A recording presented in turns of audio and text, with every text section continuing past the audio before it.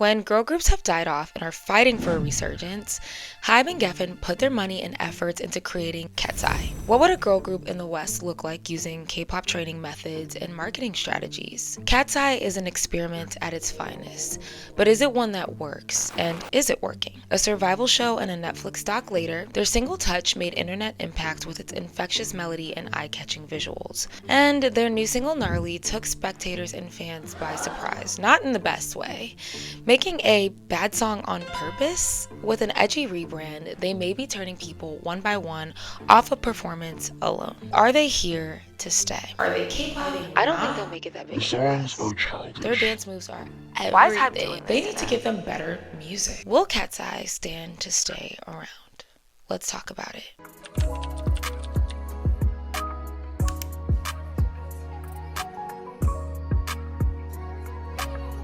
Hey guys, welcome back to another video, and today I want to do an analysis of the group Cat's Eye. A few singles are now under their belt and they have been out for a year, but I have some things to say. And with their recent single Gnarly releasing this April, outside of the Netflix documentary, it's been the most controversial, positive and mostly negative, the group has received up until this point. But I always do wonder if buzz often equals a breakthrough. The outrage, the confusion, and the switch up. And this has really had me wondering about the future and viability of a group like Cat's Eye. Cat's Eye, I do think, is doing something performance-wise that we're not quite seeing packaged in this way right now. But when the music seems to somewhat take a back seat, is it enough to create staying power? Let's talk about it. Like, comment down below. What do you guys think of Cat's Eye as a group? And then hit that subscribe button down below if you'd like to see more commentary content just like this video. And without further ado, let's get right into the video. Alright, so we are going to briefly talk about the conception of Cat's Eye. Cat's Eye consists of 6 members carefully picked through an extensive training process for over 2 years, roped into the surprise survival show at the mercy of fan voting, judges, and executives. A process that was extensively followed in their Popstar Academy documentary that aired in the fall of 2024, which I did a video on.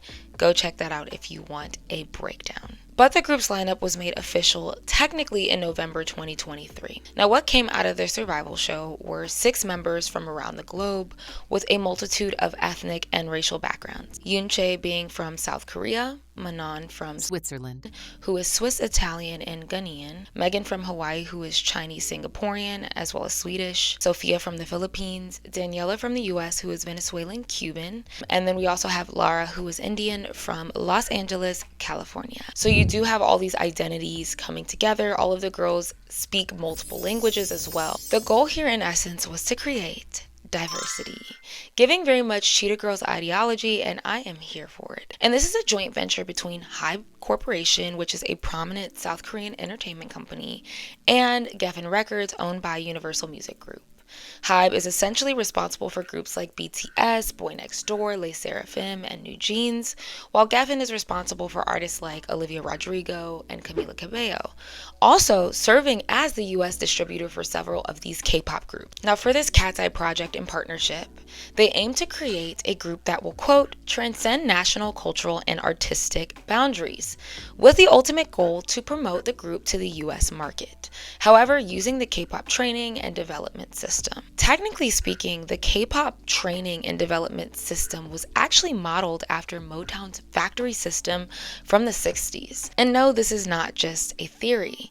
At K-pop's inception, figures like Lee Soo-man, who is the founder of SM Entertainment, cited Motown as a direct inspiration for the structure in artist training, marketing, and fan engagement. And as somebody whose family is from Detroit, I'm from Michigan myself, I love to see Detroit is global. There are constant questions of, is this K-pop model of marketing going to work in the Western market? And there's this other question regarding Cat's Eye right now. Is the majority of their hype and strategy relying too much on K-pop fans and its formula? But Cat's Eye has aimed to make a clear delineation verbally that they are not a K-pop group, but global. So we are a global group heavily inspired by K-pop. So we're just like a normal pop group, but we use the K-pop methodology when we were training, and a lot of the K-pop side comes into like how much importance we put on our like performance and dance. Most of our songs have like a very synchronized like choreo, also. So that's what's super K-pop about us, but we are just a pop group. People that created BTS have this vision to take the chaotic K-pop and make it global. But if you observe a lot of Cat's Eye's moves and how they market themselves, a lot of it is very much so catered to a K-pop audience. So that's where there has always been kind of this floating question.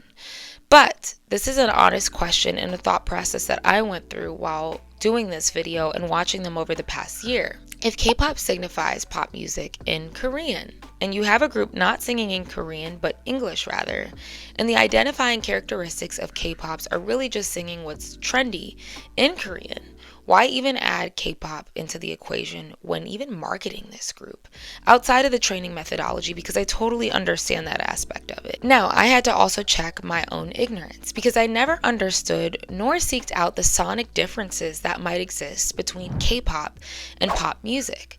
But I did come across a video that explains from a sonic and production level the difference, that I did want to share this perspective because it exists and it's very valid. So what makes K-pop different? My name's David Amber. I'm a music producer and a songwriter, and I've done a lot of work in the K-pop world. To break down some of the elements that you see are crucial in K-pop. From a writing perspective, I mean, track-wise, there's just generally a lot more going on. There's more interesting chord colors that are being used. K-pop progressions often create harmonic instability by using suspensions. This creates tension. A suspension is when we have an unstable chord, such as this sus4 chord, and we resolve downwards. K-pop's progressions also use secondary dominants, also known as applied chords, as part of their chord structure. Red Velvet's One of These Nights. Suspensions and secondary dominant chords help add complexity to K-pop melodies. This allows them to convey the emotions and story of the song to listeners who may not understand the lyrics. Another common musical technique in K-pop is key changes. Just like Disney soundtracks and musicals, the K-pop industry loves its modulation. K-pop also rarely sticks to the typical pop form of intro, verse, pre-chorus, chorus, verse, pre-chorus, chorus, bridge, chorus, and outro. Sometimes it's difficult to know what section is what. There's never a moment where there's not anything happening. Okay, always engaging. Yeah, more is more in K-pop. So yes, is K-pop music derivative from pop music or Western pop music trends? Absolutely. Now, is Cat's Eye trying to do this with their music? They say they're not, but you can argue that their music is somewhat K-pop reminiscent in several ways.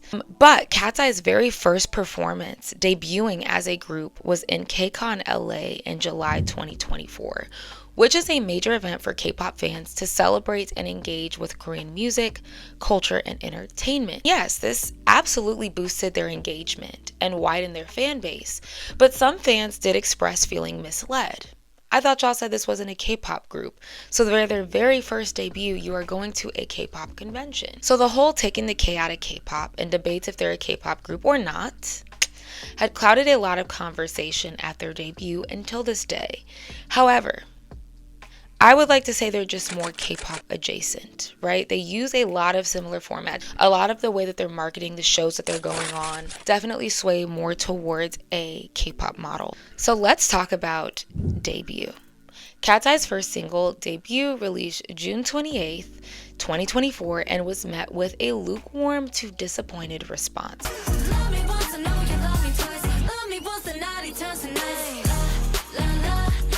A headline from July 2024, Korea Herald says, quote, HYBE's first multinational K-pop girl group off to a disappointing start. And also, just based off of this headline alone, different articles you will see will refer to them as a global girl group. Some will say they are a K-pop group. So there is confusion a bit in the marketing off rip. From my understanding, people felt that the song was weak for a first track, a debut track, and way too short. Mind you, many of these fans had watched their experience on their survival show and voted some of these girls to the top. So you already have people grossly invested before they even dropped a song. But observation also tells me that some fans thought the song felt lackluster, that maybe the lyrics were a bit simple.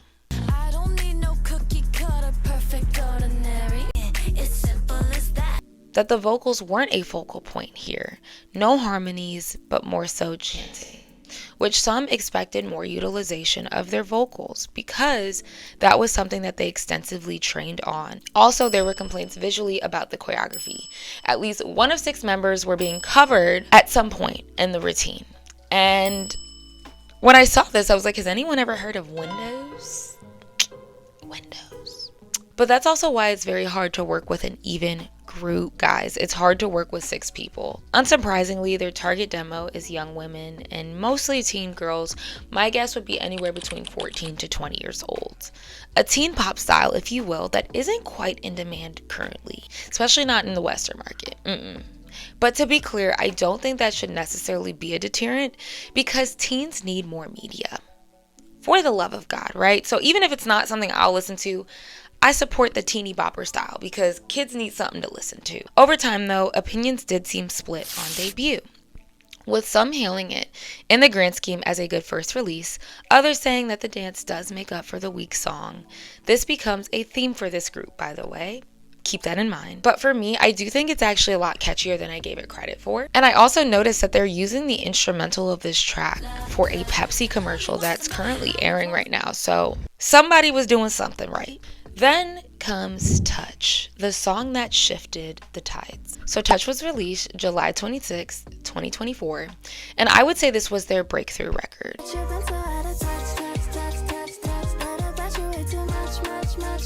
And this dance pop, drum and bass style track with this slight R&B production undertone and a catchy chorus to support. A lot of repetition really carried this song into the stratosphere of the internet. You could hear it once, know what's going on, and understand it. Pink Panthers-esque. It had that essence, it had that vibe, and I know a lot of people were saying, no, it's really like this K-pop sound. That gave Pink Panthers to me. The song began making an impact on US contemporary radio in September of that year, and it appeared on the Billboard Global 200 chart, peaking at number 58, and several charts across the globe, which debut failed to make any charts or significant noise. So this is a huge deal, and Cat's Eye needed this song to do what it did in order to restore faith fans had in the group, but also to expand to other audiences. I knew the moment I heard Touch, I just knew this song is gonna change our life, which it did. No, but I heard it and I was like, that's such a banger. And they marketed the out of this song. Social media reels, TikTok on lock, performances galore. They were on Good Morning America, tons of K-pop music shows. They did a mini Asia tour and a stunning music video to really set the stage. And this video now sits at about 108 million views, so definitely not too shabby. So something was starting to click. It did make the Billboard bubbling under Hot 100, but really took off due to the virality of the choreography. You guys know the choreography back and front. If you've seen it, it's probably etched in your brain. You even had Usher doing the dance, right? And they were able to ride this wave for a long while, doing more Western promotion this time, landing Jingle Ball, Wingo Tango, Mall of America tour, Lollapalooza, etc. And this is where, again, you see the delineation of them being global and really catering to the US market, because a lot of K-pop groups do not get those opportunities in the US that quickly, while also still doing pretty well internationally. But after some months, listeners became fatigued with the constant Touch content, frequently begging the group to move on from the song and give us new material. I actually like the fact that they were pushing a single to the maximum. A lot of music now just feels like pump and dumps, so to me this was very reminiscent of the early 2000s. Back in the day, they used to push the hell out of the song, go to this place and perform it, go to this place and perform it, etc. But I do think now that social media just creates more fatigue and annoyance we have with songs just because it's in our face 24/7. So I think that's what happened here. But throughout time, people have argued actually that Debut was a better single than Touch. I strongly disagree. Sure, both tracks could be considered generic in its own sense, but Touch had a trendiness, a dreaminess, and freshness that just was not captured in Debut. Point blank. And also Cashmere Cat was on the production team for this one, and it's like I knew why I liked this song. And their first EP, Sis or Soft is Strong, released August 2024, highlighting themes of empowerment and youth, even making the Billboard 200. The EP songs are not my style. To me, as a whole, the music felt flat, but I also don't feel like I'm like the target demographic musically for this group. It felt a bit safe and average, some tracks even giving Disney Channel soundtrack. It was digestible, it wasn't horrible, but to me it wasn't great. Between this period of the EP release and Run and Touch Until the Ground until they couldn't anymore, they didn't release any music and stopped performing, in hibernation, if you will. This is 2025. Their bread and butter, though, was to stay in front of audiences through Weverse live streams, which is an app a lot of Korean idols use, TikTok and Instagram Reels, really building the base of their personality, which I think people took well to, because let's face it, with groups, you're not just buying into the idea of the group, but you want to create favorites. You want people to gravitate towards members so that you have fans within the group for each individual girl, and then a fan base that overarches the group. That can even extend their reach. But pretty soon, KATSEYE began posting cryptic messages and videos to tease a comeback. Alluding to new makeovers, people anticipated a new era loading. An era is generous because they've only been out for a year, but this leads us to Gnarly. Back with an edgier bang, Gnarly was released April 30th, 2025. Paired with the music video. Now, apparently the song was leaked. There was a portion of the song that was leaked, like this much. And a couple days before, there were people like, bro, I hope this is not the new song because this sounds a mess. And it was the song.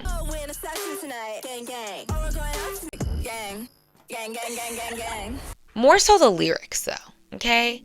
The intro immediately throws it off and makes it almost irredeemable. Lyrically, it's not good. It's not a strong song. And anybody who's trying to argue that, go argue with a wall. Tesla, fried chicken. The beat carries it, though. The beat carries the song. It kind of gives like this rock star edge, this rock star tone. Beat is cool, but the Tesla line, read the room. The song, however, begins based off of a TikTok, actually, by a hyperpop artist named Alice Long Yu Gao back in 2023.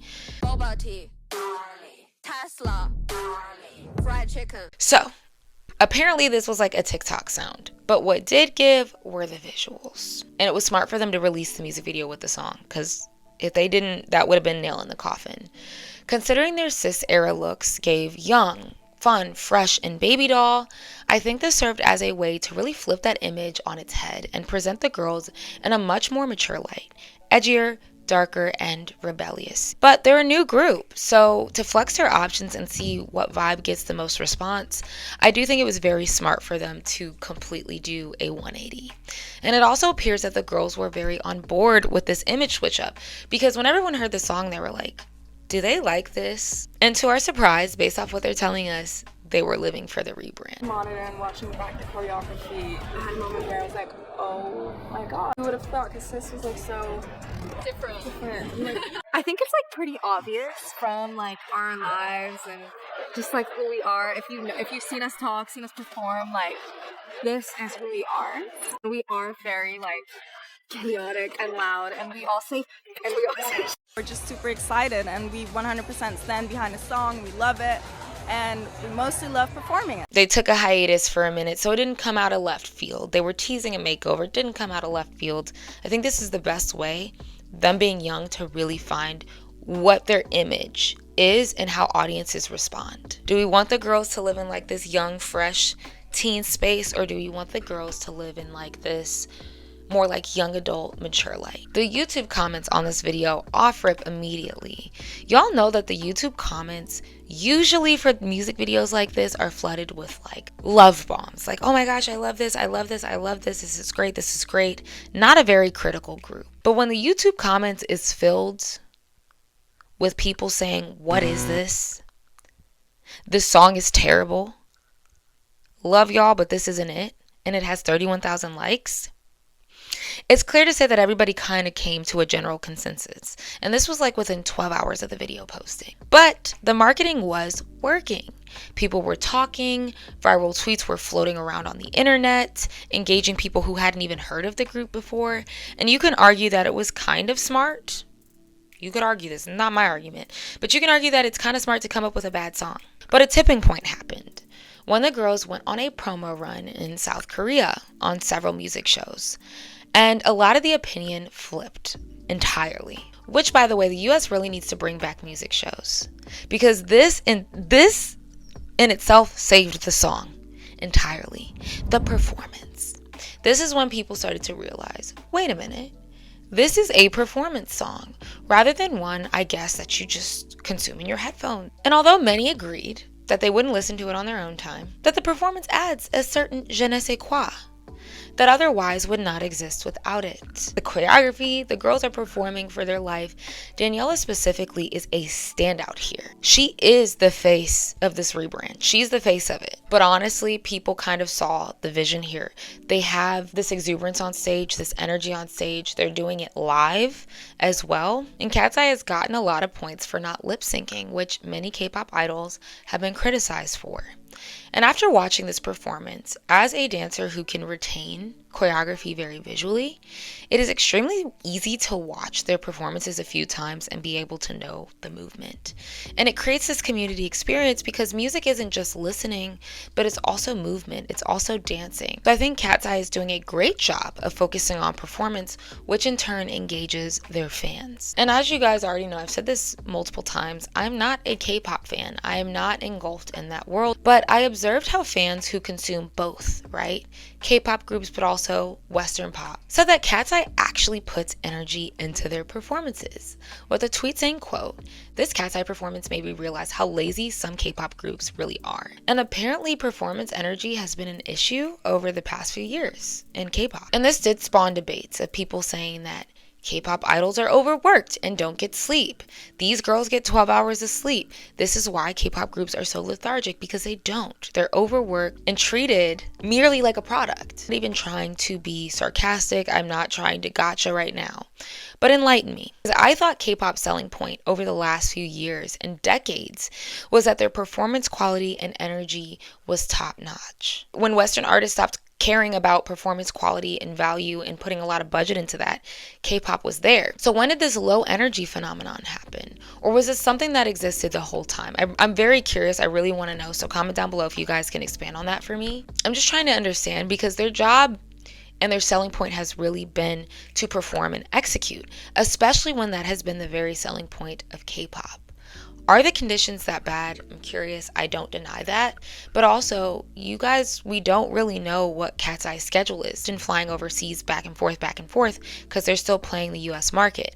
So, do we really know what their schedule is like? We don't. There are still artists in the US, there are still some, far and few between, that are giving vocals and visuals. So it's not like dancing and visuals were completely null and void from the Western market. It's just that K-pop packaged it so perfectly and promoted it as this superstar, perfect persona, plus paired with this genius marketing. But it was kind of smart, because when the West ditched the untouchable pop star and adopted relatability first, K-pop stepped in, making sure that the visuals were on 10, even if the vocals weren't there, providing a multitude of options for fans to engage with merch, performances, and it gives budget. They're giving the money, they're fleshing the money out. Cat's Eye, even through their performances, have started a lot of conversations on putting the ante on performance quality, especially within K-pop. It's kind of like shattering this glass a little bit, because here you go, you have this global girl group who, yes, went under the K-pop methodology of training, but some of these girls didn't dream of doing this their whole life, right? So I think there's some people that are a little salty, like, wait, they kind of like have this on lock and they're such a young group. But funny enough, their song Gnarly is bidding for a spot on the Billboard Hot 100. Yes. Which would mean it might become their highest charting song. Editing cam here. So guys, Cat's Eye is actually the first Western or global girl group to debut a song on the Hot 100 since Fifth Harmony in 2017. So Gnarly is their very first Billboard entry.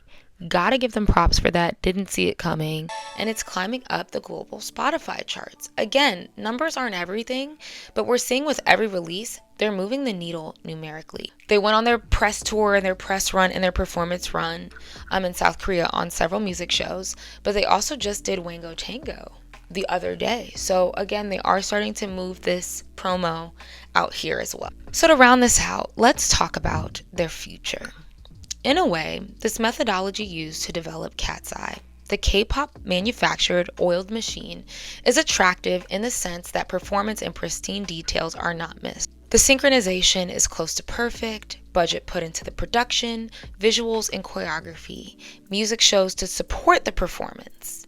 That's saving them right now. This is all really carrying the group. And I don't think it's a bad thing. They're a new group. Wherever you can get, whatever promotion you can get is smart. It's working. But this can also be an Achilles heel. As in the Western market, many consumers cry for authenticity, especially now. Whether it's the expectation that the singer is the songwriter, singing about relatable topics. But a lot of people want relatability.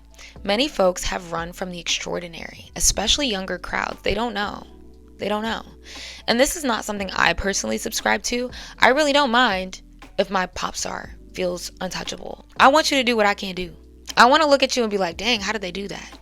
So that's not something I subscribe to. But when you're doing like that market research and you're seeing what people are responding to and who's spending money on what, and I'm not trying to give Cat's Eye too much credit, as they're still a young group, and I really don't think that their music is the focal point, or even strong for that matter. But the stage presence, the cleanliness, the facials, and overall group image is almost perfect in a pop sense, in a performance sense. It's almost perfect. If I was a choreographer, I'd virtually have no notes. The group image, it's there, and it deserves its 9s. I'm being stingy with my 10s.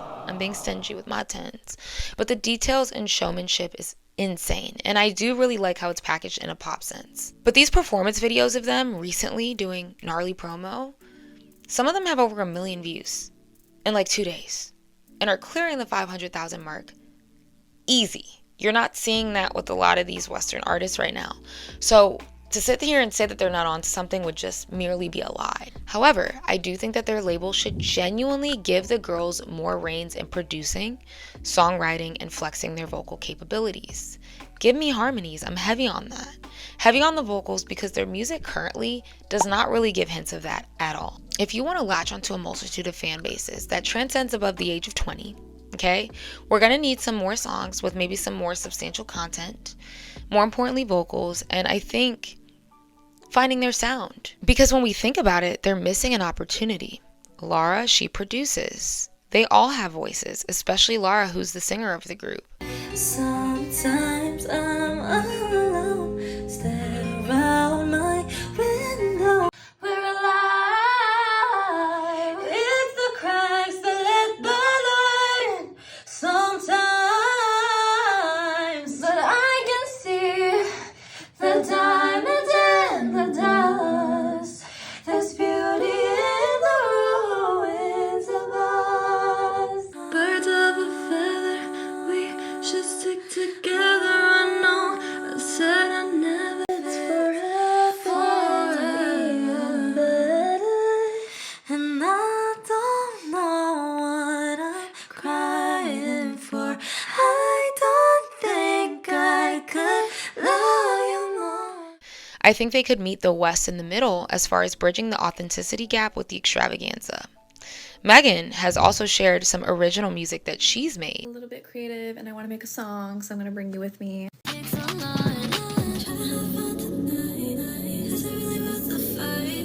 I also know that Manon writes. So with K-pop, it's very visual focused. You don't really need to sing that well. As long as the song is kind of catchy and the visuals are giving and the budget is giving, they'll be happy. But in the US market, not saying that people don't listen to trash here, but there are segments of audience that really value vocals, that really value the authenticity, that really value their artists having a unique identity and not just merely being a copy and paste, right? And K-pop artists don't tend to have a lot of artistic freedom. Every ounce of their career is often curated and carefully crafted for them. If the shoe fits, they wear it. So if Cat's Eye really wants to take the K out of K-pop, whatever that truly means, their team may need to give them more reins in the music department to create their own unique identity. And then they already have this performance aspect on lock that a lot of Western artists just don't have right now. So if you could meet those two in the middle, that's where I think the staying power will exist. We already know groups have the chips stacked against them. Plus, if I'm being honest, the average American or Western pop listener, there is a stigma towards K-pop. There are a lot of people here who look at K-pop as a joke, I'm being honest, or merely copy and paste. Like whatever we're doing out here, it's just, they're a couple years behind the trend. If you feel attacked, I'm not trying to do that. I'm just being honest. These are the conversations I hear outside. And when people have had exposure to Cat's Eye by stumbling upon K-pop fan pages or Korean variety shows, it might be implied that they are a K-pop group. Whether or not that is what you guys interpret it as being on the inside, on the outside, that's what it could be interpreted as from a marketing standpoint. And this could create a barrier long term. Not saying it's fair, but there is a stigma around that. So they have a multifaceted group, utilize it. They all have the look, they all exude energy on stage. Nobody is lacking because they all embody their own essence. It doesn't feel like there's one star of the group, which is rare. It's super rare for a group. Usually you have this figure that's like, she's going to be the soloist. But to be honest, they all fit, they all play their role. So they snapped with who they picked for Cat's Eye. But it is a music group. And I want to see them win because I'm a sucker for a girl group and I love the effort and attention they pay to details. But I do think it could become a problem in longevity though when people are standing you for marketing alone and the music is trailing behind. You don't want a group of influencers. You want a music group. And so I think that's where they're going to have to really step up the plate. So with their EP, Beautiful Chaos, coming out June 27th, I really think this could be the make or break. I think they're going to be a bit more daring with their choices production-wise, and I'm very curious to see what direction they go. I hope the girls have more vocals. I hope the girls have more opportunities to maybe produce and have more input on that sound. But it's only 5 tracks, so some people were also kind of disappointed because they anticipated an album. I'll definitely react to it on my Patreon when that comes out, so I will do that, link in the description. But I'm curious to see how they will marry the music to the visuals, because I think they can only carry the visuals on their back for so long. That is my analysis, my thoughts on Cat's Eye thus far. Let me know what you guys think, especially about their new song, Gnarly. In other words, in other news, hit that subscribe button down below if you would like to see more commentary content just like this video. Thank you guys so much for watching today, and I will see you guys in my next video. Bye.